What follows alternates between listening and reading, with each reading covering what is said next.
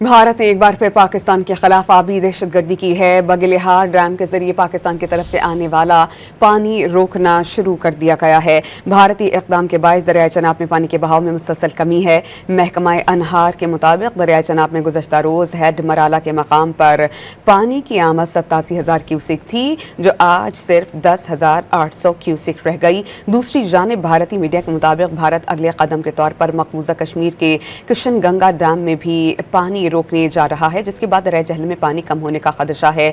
बगलिहार और किशन गंगा दोनों मंसूबे पाकिस्तान के शदीद एतराज़ात के बावजूद भारत ने कश्मीर में तामीर किए। पाकिस्तान ने इन डैम्स के डिज़ाइंस को मुआहदे की खिलाफ वर्जी करार देते हुए आलमी बरादरी और आलमी बैंक से रुजू किया। आलमी बैंक ने तस्लीम किया कि भारत की डैम्स की तामीर में बेशतर पहलू काबिल एतराज़ हैं।